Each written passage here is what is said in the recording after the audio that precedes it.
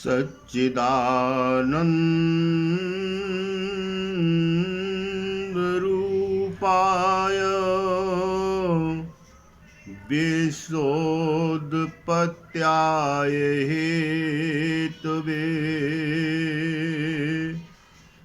तापत्रय विनाशाय श्री कृष्णाय वयं नुमः।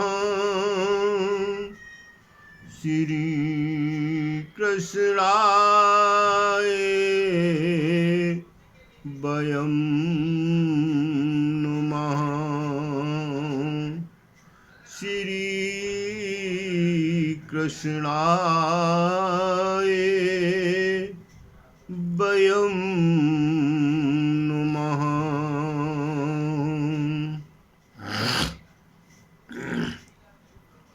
कलयुग, सतयुग, त्रेता, द्वापर, कलयुग। कलयुग के समान यदि मनुष्य के अंदर सत्यता और सच्चाई अगर अपने नियम पर चले और उसके हृदय में विश्वास हो, विश्वासम फलदायकम, तो उसके लिए बाबा तुलसीदास जी कहते हैं कि उसके लिए कलयुग अच्छा है। और उन्होंने कहा भी है, कलयुग सम युग आन नहीं, जो नर कर विश्वास। मनुष्यों में विश्वास की बहुत बड़ी कमी होती है, विश्वास नहीं होता है। कलयुग में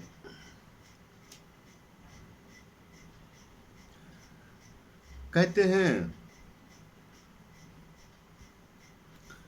कलयुग में बहुत बड़े गुण भी हैं जो कि अन्य युगों में नहीं है। कलयुग के समान गुण अन्य युगों में नहीं प्राप्त होते हैं, क्योंकि कलयुग में सबसे प्रथम गुण है मानसिक पुण्य तो मिल जाता है, लेकिन मानसिक अपराध नहीं लगता है। जैसे किसी ने दान देने के लिए पैसा एकत्रित किया,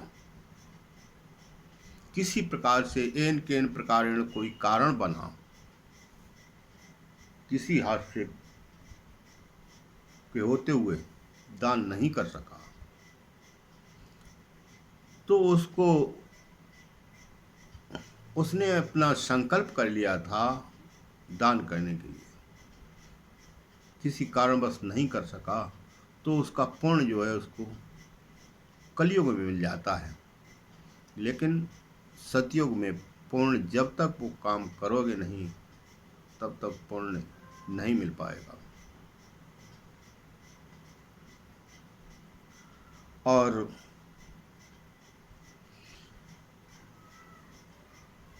कलयुग में वो पुण्य पूरा का पूरा 100% मिलेगा। यदि हमने विचार बनाया किसी की चोरी कर ले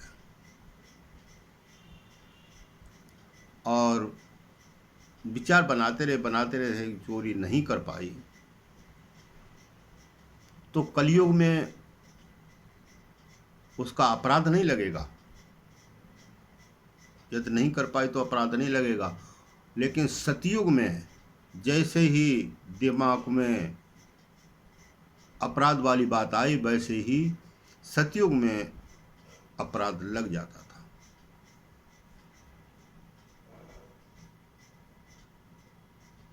और वो दंड का भागी होता था। नंबर 2 है, सतयुग में एक व्यक्ति अपराध करता था, पूरे प्रदेश को उसका दंड दिया जाता था। एक व्यक्ति अपराध करता था और सभी को दंड मिलता था। और त्रेता में एक व्यक्ति अपराध करा के आए और पूरे गांव को उसका दंड दिया जाता था। द्वापर में एक व्यक्ति के अपराध करने पर उसके पूरे परिवार को दंड दिया जाता था। कलयुग का कहना यह है, कलयुग में मनुष्य के पूरे शरीर को भी दंड नहीं दिया जाता।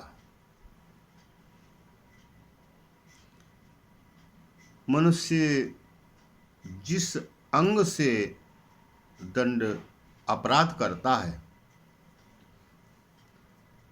कलयुग में मनुष्य जिस अंग से अपराध करता है, कलयुग कहता है मैं उसी अंग को दंड देता हूँ। जैसे किसी ने हाथ से किसी का अपराध किया है तो उसका हाथ ही नहीं, नाक से अपराध किया है तो नाक नहीं, आँख से अपराध किया है तो आँख नहीं।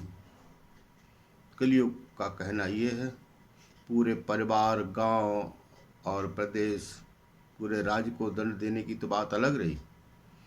मेरे शासन काल में मनुष्य के पूरे शरीर को दंड नहीं, बल्कि जिस अंग से जो दंड करता है मैं उसी अंग को दंड देता हूँ। तीसरा सबसे बड़ा गुण ये है कि मनुष्य सतयुग में जिस वस्तु की इच्छा के लिए 1,00,000 वर्ष तपस्या करता था, तब वो चीज प्राप्त होती थी। उसी चीज को प्राप्त करने के लिए त्रेता में मनुष्य 10,000 वर्ष तक तपस्या करता था, तब वो चीज उसको हासिल हो पाती थी। द्वापर में 1,000 वर्ष तक तपस्या करने के उपरांत वो चीज प्राप्त होती थी। वही चीज, उसी चीज को प्राप्त करने के लिए, उसी वस्तु को प्राप्त करने के लिए कलयुग में केवल भगवान का संकीर्तन, भगवान का ध्यान, पूजा पाठ करने से ही मनुष्य को उन वस्तुओं की प्राप्ति हो जाती है। इसलिए कलयुग में मनुष्य नियम संयम पूर्वक चले और कुसंगति से बचता रहे तो उसके लिए कलयुग बुरा नहीं है। संगति यदि अच्छी मिल गई तो अच्छा बन जाएगा व्यक्ति, और संगत यदि गलत मिल गई तो मनुष्य को बिगड़ने में देर नहीं लगती।